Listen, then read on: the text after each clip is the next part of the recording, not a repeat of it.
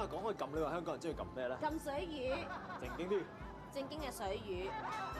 撳鐘，唔係，撳電視睇，點解香港咁過癮？係啊，係撳遊戲機啊，攣死你啊！遊戲機咧大致上分3種嘅，分別就係手提機、家庭機同埋街機啦。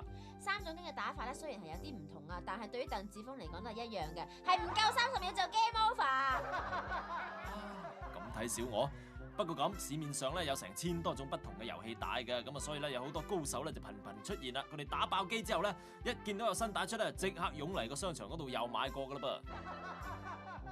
老細啊，通常係啲咩人幫襯開多咧？通常就學生啦同年青人，咁咧依排好似佢咁嘅年紀嘅人咧都好多嚟玩噶啦。通常係一部出得下場面嘅 TV 同埋嗰啲 TV game 咁樣，大約要係幾多錢咧？嗱，以部機嚟計咧就1000零蚊啦，咁啲遊戲帶通常200零300蚊起，咁如果你要玩10零個遊戲嘅話，咁都要5000幾蚊噶啦。哇，咁都幾犀利喎，圍上嚟5000幾蚊幾貴㗎。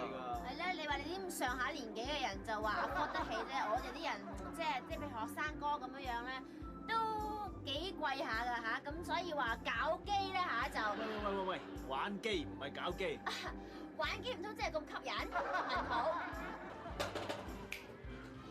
個答案就係睇下我身邊呢一位玩緊《餓狼傳說2》嘅葉先生，就知道佢點咁發燒法啦。阿葉先生除咗有幾部主機同埋幾百款遊戲帶之外咧，仲為求增加視覺同埋聽覺效果，增強咗一部數十萬元，唔係10數萬元嘅 Hi-Fi 添。而家出啲遊戲盒帶咧，質素就越嚟越高啊，而且價錢仲相當啲貴添。嗱，好似呢盒遊戲盒帶咁，而家賣到成1500-1600蚊一餅啊！阿葉先生啊，點解你咁捨得買呢啲遊戲帶咧嚇？其實1500-1600蚊一啲都唔貴噃，你諗下我同你嘅技術喺遊戲鋪打機打幾鋪都1500-1600蚊嚇。係嘅，咁但係打機都唔使要用到10幾萬呢啲音響器材係嘛？打機就唔使，但要威就要啦嘛。